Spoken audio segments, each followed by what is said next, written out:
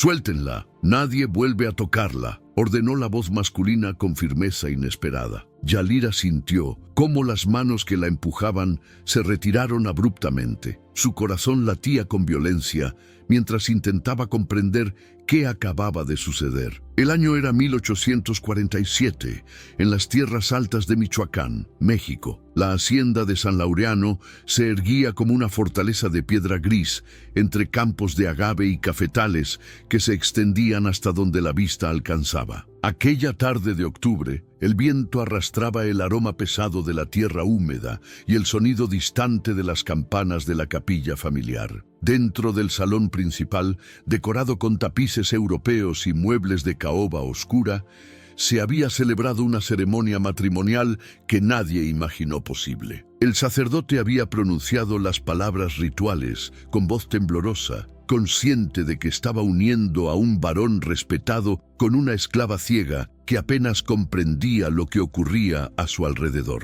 Yalira Nantejuá Serrano tenía 20 años, pero su cuerpo reflejaba el cansancio de alguien que había vivido el doble. Su piel negra profundamente oscura contrastaba con el vestido blanco que le habían impuesto aquella mañana, una prenda sencilla que olía a naftalina y lavanda. Sus cabellos rizados habían sido trenzados con prisa por manos ajenas, formando una corona gruesa sobre su cabeza. Una cicatriz fina cruzaba su ceja derecha, testimonio silencioso de algún castigo olvidado. Había perdido la visión a los 12 años. Una infección que comenzó como un simple ardor en los ojos se convirtió en fiebre, luego en dolor insoportable y finalmente en oscuridad perpetua. Ningún médico la atendió. Las esclavas no merecían ese privilegio en los barracones de la hacienda cafetalera donde nació. Aprendió a moverse por el mundo tocando las paredes con las yemas de los dedos, sintiendo las texturas de la madera, la piedra fría, las grietas que la guiaban como un mapa invisible. Ahora estaba aquí, en un lugar desconocido, rodeada de olores extraños y voces que murmuraban su desaprobación. El varón Esteban Luarte Malvarín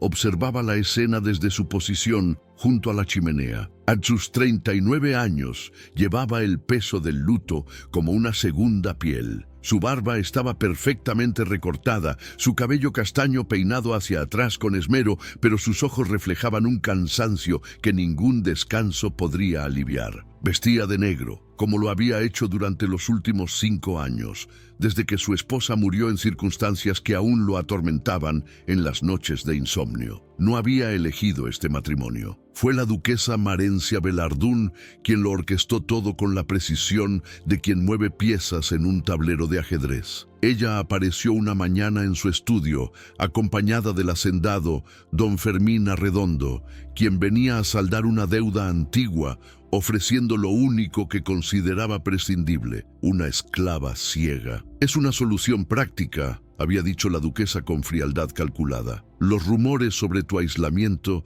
están afectando tu posición en la corte. Necesitas una esposa. Esta muchacha es conveniente. Nadie esperará que la presentes en sociedad. Nadie preguntará por ella. Y silenciarás las lenguas maliciosas que sugieren cosas inapropiadas sobre tu viudez prolongada». Esteban había protestado, por supuesto, pero la duquesa era su madrina, la mujer que prácticamente lo crió después de la muerte de su madre. Y tenía razón en algo. Los rumores estaban volviéndose insidiosos. Se hablaba de locura, de que conversaba con fantasmas, de que su aislamiento escondía vicios innombrables.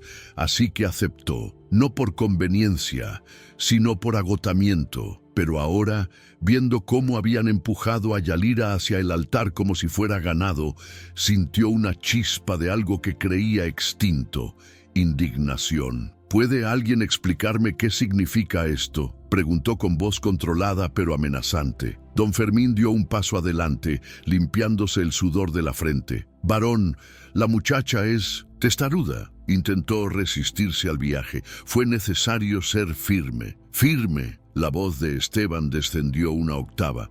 Veo marcas en sus muñecas. Yalira instintivamente escondió las manos detrás de la espalda. Las cuerdas habían dejado líneas rojas en su piel morena. El silencio en el salón se volvió denso. Los pocos invitados presentes intercambiaron miradas incómodas. La duquesa Marencia frunció los labios con desaprobación, pero no intervino. Sabía que su ahijado tenía momentos de terquedad moral que era mejor dejar pasar. Esteban se acercó lentamente a Yalira. Ella retrocedió instintivamente, chocando contra la mesa del altar improvisado. Sus manos buscaron algo a qué aferrarse, encontrando solo el aire. «No voy a lastimarte», dijo él con suavidad. «¿Entiendes lo que te digo?» Yalira asintió apenas, sin atreverse a hablar. Su voz había sido castigada demasiadas veces. Había aprendido que el silencio era más seguro. ¿Alguien te explicó lo que sucedería hoy? Ella negó con la cabeza. Esteban exhaló lentamente,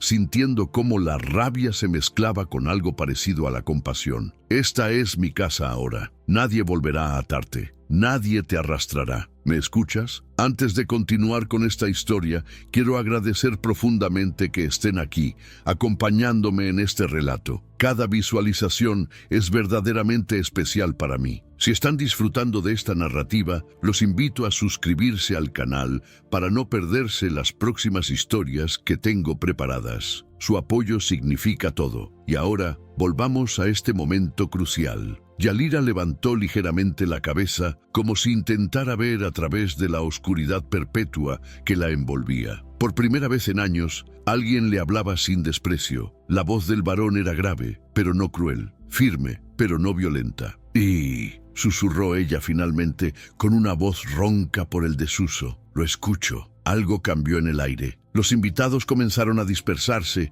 murmurando excusas apresuradas. Don Fermín se retiró con una reverencia torpe, aliviado de haber cumplido su cometido. La duquesa permaneció un momento más, observando la escena con expresión indescifrable. «Esteban», dijo ella con tono de advertencia, «espero que comprendas las implicaciones de esto». «Las comprendo perfectamente, madrina», respondió él sin mirarla. Cuando finalmente quedaron solos, el varón guió a Yalira hacia una silla junto a la ventana. Ella caminó con las manos extendidas, tanteando el espacio desconocido. Él no la tocó, solo describió el camino con palabras precisas. 3 pasos al frente. Ahora gira levemente a tu izquierda. La silla está a un paso de distancia. Yalira se sentó con cuidado, sus manos aferrando el reposabrazos de madera pulida. Escuchó cómo el varón se alejaba, el sonido suave de sus botas sobre las tablas de madera. Luego, el tintineo de cristal. Él regresó y colocó algo en su mano, un vaso con agua fresca. «Debes tener sed». Ella bebió con avidez, sin darse cuenta de cuánta necesitaba, hasta que el líquido tocó su garganta. Cuando terminó, sostuvo el vaso vacío sin saber dónde dejarlo. Esteban lo tomó con cuidado. «Yalira», pronunció su nombre por primera vez. «¿Es así como te llaman?» «Sí, señor». «No me llames señor. Mi nombre es Esteban». Ella tragó saliva, insegura de si aquello era una trampa. Los amos siempre ponían trampas. «¿Por qué?», se atrevió a preguntar. «Porque», respondió él después de una pausa, «aunque no elegimos esto, ahora estamos unidos ante Dios y la ley, y no permitiré que en mi casa se perpetúe la crueldad». Las palabras flotaron entre ellos como una promesa frágil. Yalira no sabía si creerle. Había aprendido que las promesas de los hombres poderosos eran tan consistentes como el humo. Pero entonces, desde el pasillo, llegó una voz que heló su recién nacida esperanza. «Qué conmovedor, hermano», dijo Damián Retalmo Malvarín, entrando al salón con una sonrisa que Yalira no podía ver, pero podía sentir en el tono burlón. «Aunque me pregunto cuánto durará esta ternura». Yalira sintió como el cuerpo del varón se tensaba, y supo, con esa intuición agudizada por años de sobrevivir en la oscuridad, que el verdadero peligro acababa de entrar a la habitación. Damián Retalmo Malvarín avanzó hacia el centro del salón con la elegancia calculada de quien sabe que posee encanto natural. Su cabello castaño claro brillaba bajo la luz de las velas, y su sonrisa permanecía fija en los labios como una máscara perfectamente ensayada. A sus 27 años, había aprendido que la apariencia de afabilidad era más útil que la honestidad brutal. «No esperaba encontrarte aquí tan pronto, Damián», dijo Esteban con frialdad evidente. «¿Cómo podría perderme la bienvenida a mi nueva cuñada?», respondió el joven, acercándose demasiado a donde Yalira permanecía sentada. Ella sintió su proximidad como una amenaza física. El perfume que usaba era intenso, empalagoso, muy diferente al aroma limpio de jabón y madera que emanaba del varón. Sus instintos le gritaban que se alejara, pero no conocía la distribución de la habitación. Moverse podría significar chocar, caer, hacerse vulnerable. «Retrocede», ordenó Esteban con voz cortante. Damián rió suavemente, pero obedeció. «Siempre tan protector, hermano. Es admirable. Aunque me pregunto si nuestra madrina aprobaría tanta cercanía con alguien de su condición». Las palabras flotaron en el aire como veneno invisible. Yalira apretó los dedos contra el reposabrazos de la silla, sintiendo cómo las astillas de madera se clavaban ligeramente en su piel. Conocía ese tono. Lo había escuchado toda su vida. Era el sonido de alguien que la consideraba menos que humana. «La opinión de la duquesa no cambia los hechos», respondió Esteban. «Yalira es mi esposa ante la ley y ante Dios, y en esta casa será tratada con el respeto que eso implica». «Por supuesto», concedió Damián con falsa sumisión. «Solo expresaba mi preocupación fraternal. Después de todo, la gente habla, y los rumores pueden ser destructivos. Entonces sugiero que controles tu lengua para no alimentarlos». El silencio que siguió fue tan tenso que Yalira pudo sentir la electricidad en el ambiente. Escuchó cómo Damián se retiraba finalmente, sus pasos alejándose con lentitud deliberada, como si quisiera dejar claro que se marchaba por voluntad propia y no por obediencia. Cuando la puerta se cerró, Esteban exhaló un suspiro cargado de cansancio. «Debes perdonar a mi hermano. Su encanto esconde intenciones menos nobles». Yalira no respondió inmediatamente. Estaba procesando todo lo que acababa de ocurrir. El varón la había defendido 2 veces en menos de 1 hora. Eso era más de lo que nadie había hecho por ella en toda su vida. «¿Por qué?», preguntó finalmente, su voz apenas un susurro. «¿Por qué qué? ¿Por qué me defiende? No me conoce, no le debo nada, soy...» «No termines esa frase», interrumpió él con suavidad. «No eres lo que otros decidieron que fueras. Eres una persona, y mientras estés bajo mi techo, serás tratada como tal». Las palabras resonaron en el pecho de Yalira como campanas distantes. Quería creerle, desesperadamente quería creerle. Pero el miedo era más antiguo que la esperanza.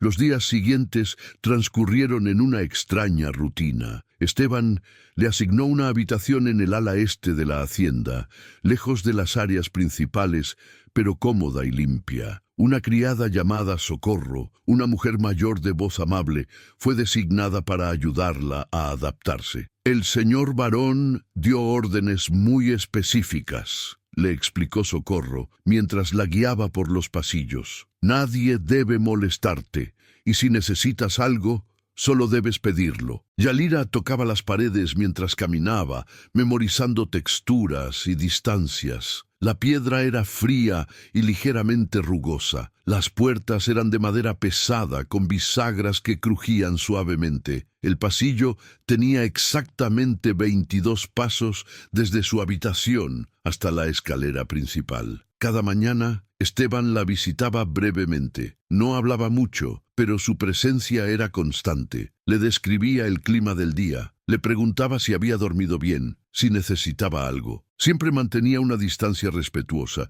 nunca la tocaba sin advertirle primero. Una tarde, mientras Yalira exploraba el jardín interior con Socorro, escuchó voces provenientes del despacho del varón. La ventana estaba abierta y el viento llevaba las palabras con claridad inquietante. «No puedes mantener este teatro indefinidamente», decía la voz de la duquesa Marencia. «La nobleza local está escandalizada. Hay quienes hablan de anular el matrimonio por motivos morales». Que hablen lo que quieran, respondió Esteban con firmeza. No voy a repudiarla. Piensa en tu posición, piensa en el legado de tu padre. Esa muchacha es un obstáculo para todo lo que deberías representar. Mi padre está muerto, madrina, y su legado no vale nada si significa perpetuar la crueldad. Hubo un silencio pesado. Luego, la voz de la duquesa se tornó gélida. Eres igual de obstinado que él, y eso lo llevó a la tumba prematuramente. Espero que no cometas los mismos errores. Yalira sintió como su corazón se aceleraba. Había algo en esas palabras que sonaba a amenaza velada. Socorro la tomó suavemente del brazo, guiándola de vuelta hacia el interior de la casa. Pero el daño ya estaba hecho. Esa noche, mientras yacía en su cama escuchando los sonidos nocturnos de la hacienda, Yalira comprendió algo fundamental. El varón estaba arriesgando mucho más de lo que ella imaginaba al protegerla. Y en algún lugar de la oscuridad, alguien estaba planeando asegurarse de que ese riesgo tuviera consecuencias devastadoras. Las semanas transcurrieron con una lentitud que Yalira no había experimentado antes. En los barracones, el tiempo se medía en trabajo agotador y escaso descanso. Aquí, en la hacienda del varón, los días tenían una cualidad diferente. Había momentos de quietud, momentos en los que podía simplemente existir sin que nadie le gritara órdenes o la empujara hacia alguna tarea imposible. Esteban mantenía su rutina de visitarla cada mañana. A veces traía consigo el aroma del café recién preparado. Otras veces simplemente se sentaba en la silla junto a la ventana de su habitación y le hablaba sobre cosas mundanas. El estado de los cultivos, algún libro que estaba leyendo, las aves que anidaban en el techo de la capilla. Ella aprendió a reconocerlo por sonidos minúsculos, el ritmo particular de sus pasos en el corredor, la forma en que carraspeaba suavemente antes de hablar, el crujido específico de la silla de madera cuando se sentaba. Estos detalles se convirtieron en su mapa del mundo, en las coordenadas que le permitían orientarse en medio de la oscuridad. Una tarde, Socorro la guió hasta la biblioteca. El olor a papel viejo y cuero la envolvió como una manta cálida. El señor varón pensó que te gustaría estar aquí, explicó la criada. Dice que aunque no puedas ver las letras, quizás disfrutes del silencio y la paz del lugar. Yalira extendió las manos, tocando los lomos de los libros en los estantes. Pasó los dedos sobre las letras en relieve de algunos títulos, sintiendo las formas sin comprenderlas. Nunca le habían enseñado a leer, ni siquiera cuando tenía vista. Escuchó pasos acercándose. Reconoció inmediatamente que era Esteban. ¿Te gusta este lugar?, preguntó él con suavidad. Huele a historias, respondió ella, sorprendiéndose a sí misma con la poesía involuntaria de sus palabras. Es una forma hermosa de describirlo, dijo él, y había algo en su voz que sonaba a sonrisa genuina. Se quedaron en silencio un momento. Luego, Esteban habló de nuevo. Si quisieras, podría leerte algo. Hay un libro de poesía que creo que te gustaría. Yalira giró la cabeza hacia donde provenía su voz,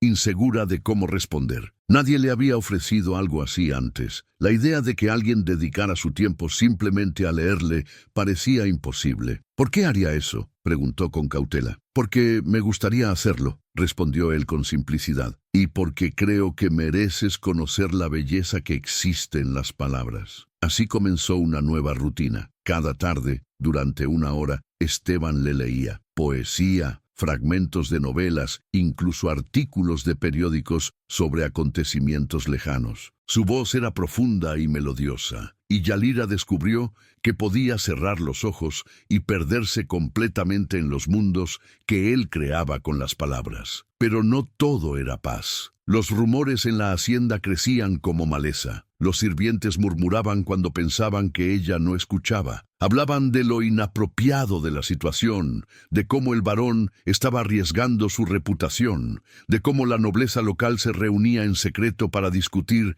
qué hacer con el escándalo. Y Damián seguía siendo una presencia constante y amenazante. Aparecía en momentos inesperados, siempre con comentarios envenenados envueltos en cortesía. Una mañana, mientras Yalira caminaba por el jardín con Socorro, escuchó su voz acercándose. «Buenos días, cuñada», dijo con tono meloso. «Qué encantador verte disfrutando de los privilegios de tu nueva posición». Yalira se detuvo, sus manos apretándose en puños a los costados de su cuerpo. «Buenos días», respondió con voz neutra. «Debo decir que admiro tu adaptabilidad», continuó Damián, rodeándola lentamente como un depredador. «No muchos en tu situación podrían ascender tan rápidamente en la escala social, aunque me pregunto cuánto tiempo durará esta farsa». «No es una farsa», intervino Socorro con valentía. «Ah, ¿no?». Damián rió suavemente. «Entonces dime, ¿mi hermano ha consumado este matrimonio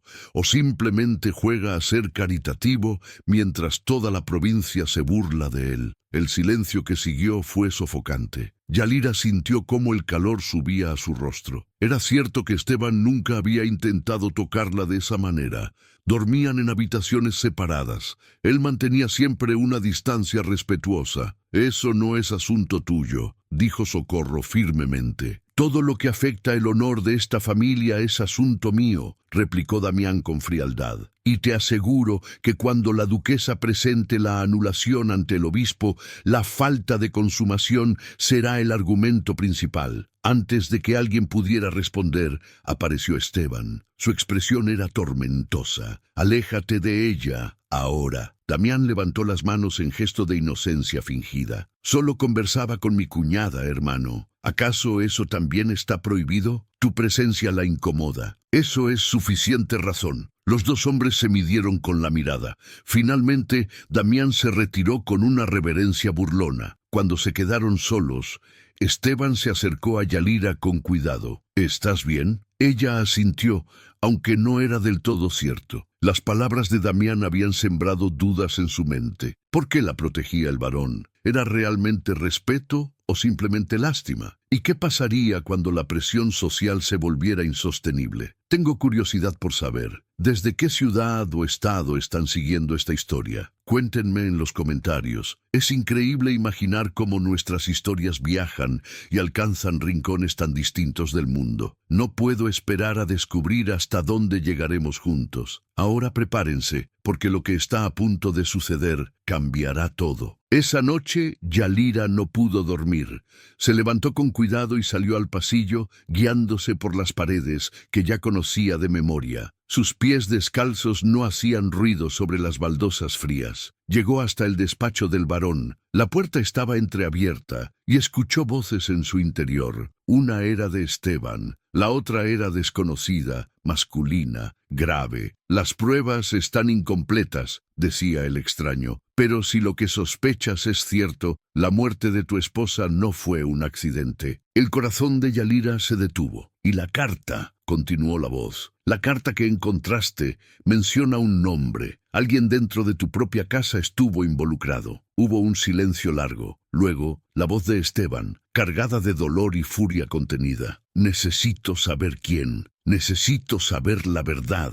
Yalira retrocedió lentamente, su mente girando. El varón ocultaba algo terrible, y ese secreto podía destruirlos a ambos. Los días siguientes fueron una tortura silenciosa para Yalira. Cada vez que Esteban entraba a la habitación para leerle, cada vez que escuchaba su voz cálida y protectora, el peso del secreto que había descubierto se volvía más insoportable. Sabía que debía decirle que había escuchado la conversación, pero algo la detenía. Miedo, quizás, o la certeza de que una vez que abriera esa puerta, nada volvería a ser igual entre ellos. Una tarde, mientras Socorro la ayudaba a vestirse, la criada habló en voz baja. «Han llegado más visitantes de la capital. La duquesa convocó a miembros del Consejo Provincial.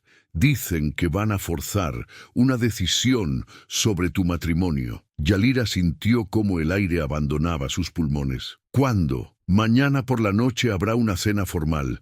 Todos los nobles importantes estarán presentes. Y tú», Socorro hizo una pausa dolorosa, «tú también deberás asistir». Era una trampa. Yalira lo supo inmediatamente. La expondrían ante la sociedad que la despreciaba.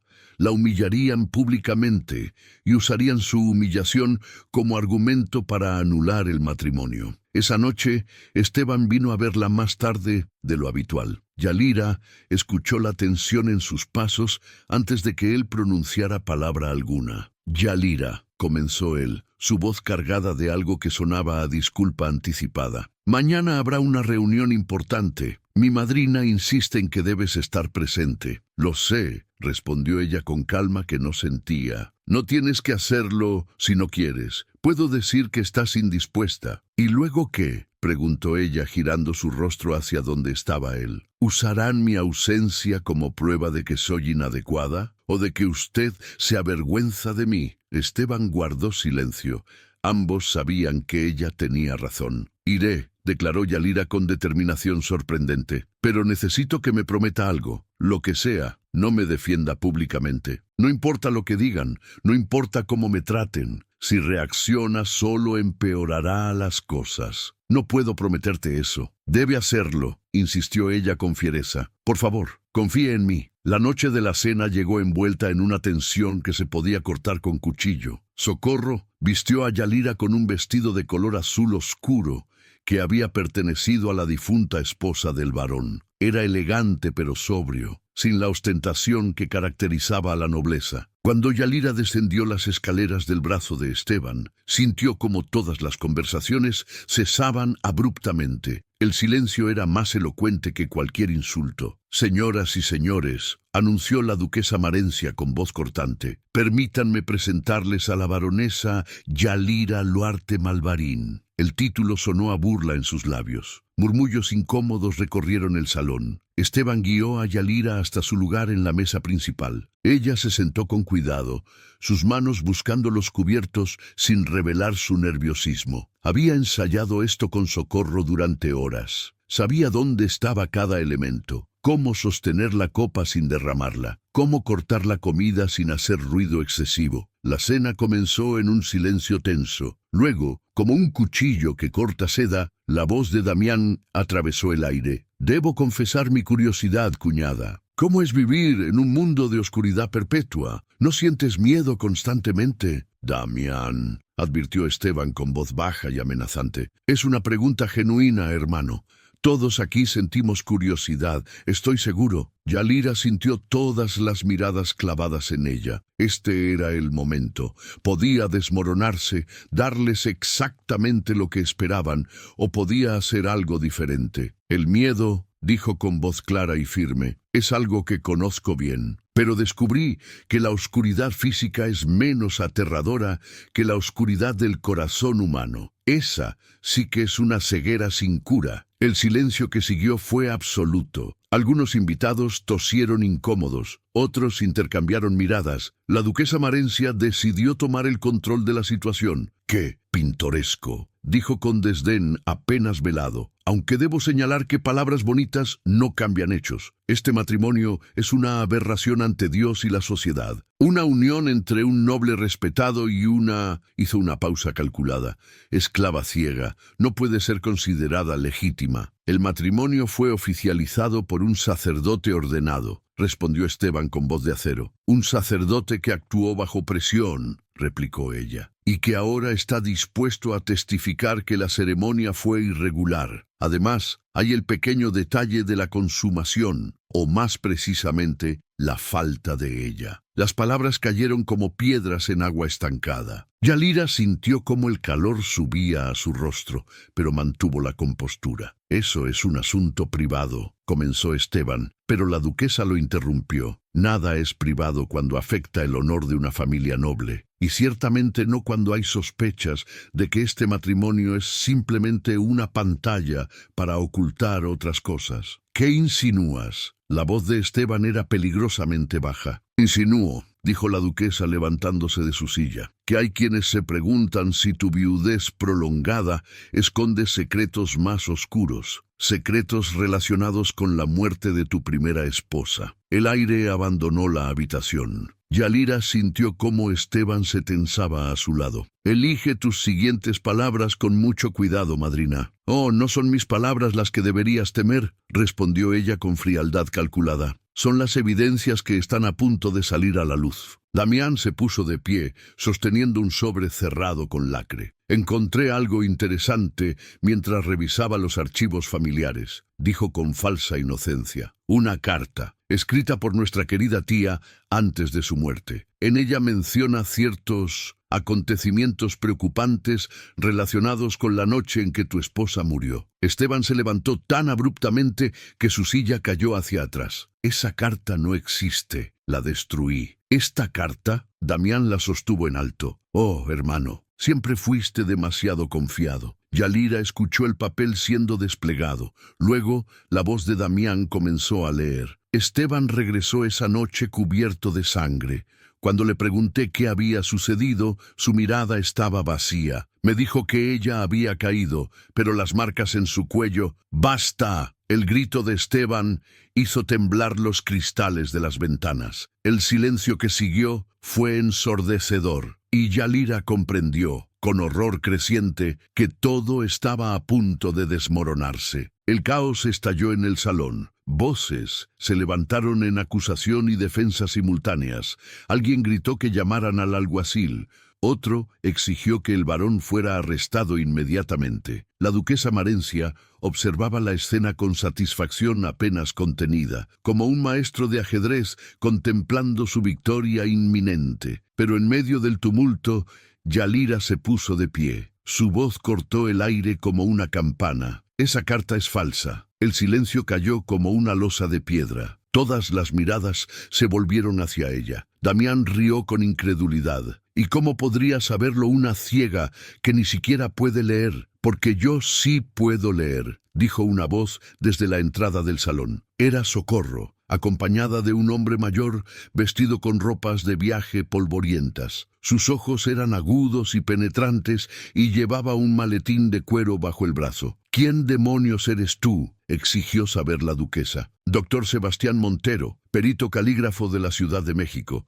respondió el hombre con firmeza. Y tengo algo que decir sobre esa carta. Esteban miró a Yalira con asombro absoluto. Ella permaneció de pie, su rostro sereno a pesar de no poder ver el impacto de sus acciones. Explíquese, ordenó la duquesa, aunque su voz había perdido algo de su seguridad anterior. El doctor Montero avanzó hacia el centro del salón y extendió la mano hacia Damián. ¿Me permite examinar ese documento? Damián dudó, pero no tenía alternativa sin revelar culpabilidad. Entregó la carta con desgano. El perito la examinó cuidadosamente bajo la luz de las velas, usando una lupa pequeña que sacó de su bolsillo. Los segundos se estiraron como horas. Finalmente, levantó la mirada. Esta carta fue escrita hace menos de un mes. El papel es de manufactura reciente, específicamente del molino de San Ángel, que comenzó operaciones el año pasado. La tinta es una fórmula nueva que no existía hace 5 años,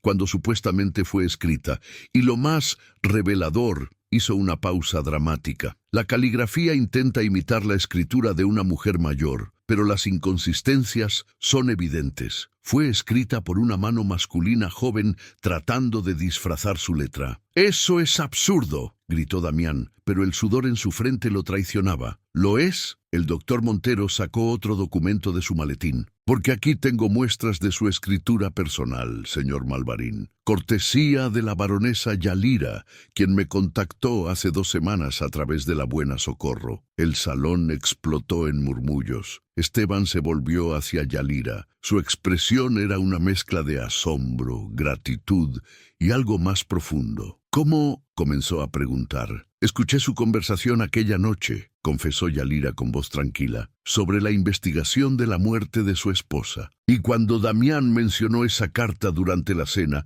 supe que era una trampa. Socorro me ayudó a enviar mensajes a la capital. El doctor Montero es el mismo investigador que usted contrató. Pero llevó esto más allá», continuó el doctor Montero. «Me pidió que examinara todos los documentos relacionados con la muerte de la difunta baronesa y descubrí algo interesante.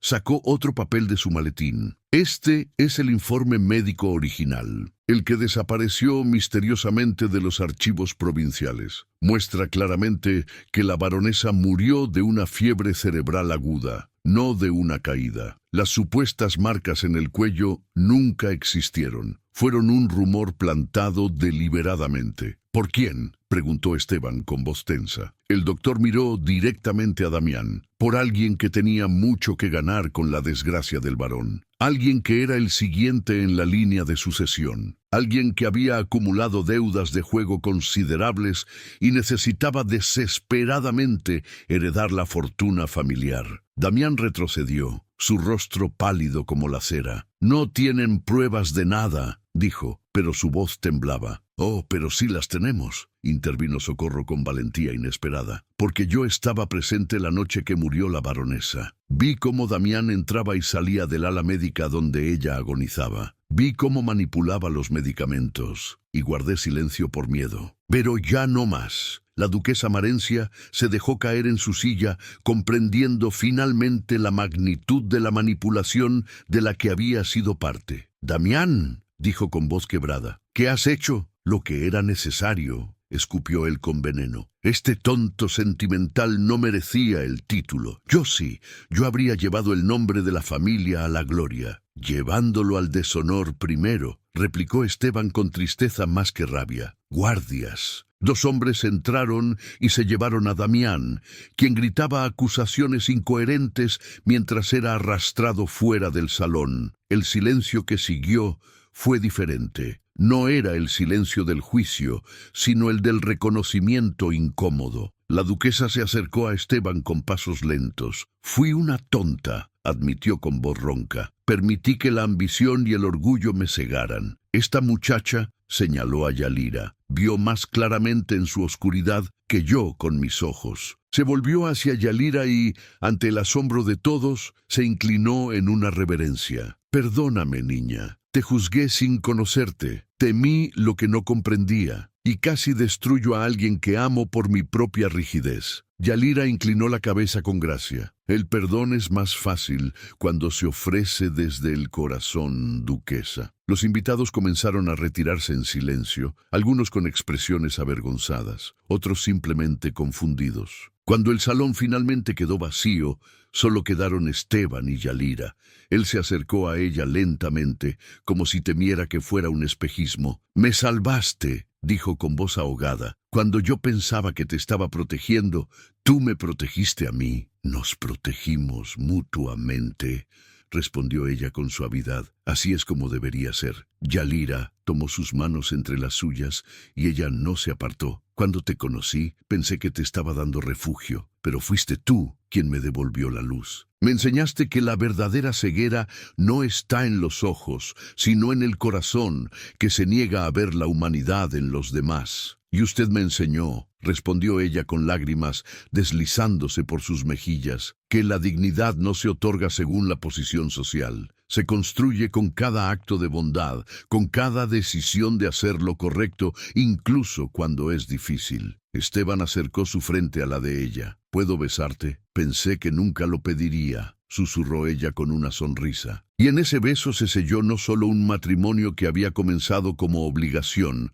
sino un amor que había crecido en la oscuridad hasta florecer en luz. Meses después, Yalira caminaba por los jardines de la hacienda sin necesidad de guía. Conocía cada rincón, cada árbol, cada fuente. La gente del pueblo la llamaba la baronesa sabia, porque a menudo acudían a ella en busca de consejo, y ella los recibía a todos, sin importar su origen. Esteban la observaba desde la ventana de su estudio, maravillado cada día por la mujer extraordinaria que el destino había traído a su vida. La historia de la esclava ciega y el varón solitario se convirtió en leyenda, y su lección perduró, que el amor verdadero no ve con los ojos, sino con el alma, que la justicia no depende del poder, sino del coraje para defenderla, y que a veces la mayor oscuridad es la que elegimos mantener en nuestros corazones. Gracias por acompañarme hasta el final de esta historia. Ha sido un honor compartir con ustedes este viaje de amor, dignidad y redención. Si esta historia tocó su corazón, los invito a suscribirse al canal para más relatos que celebran la fuerza del espíritu humano. Nos vemos en la próxima historia. Hasta pronto.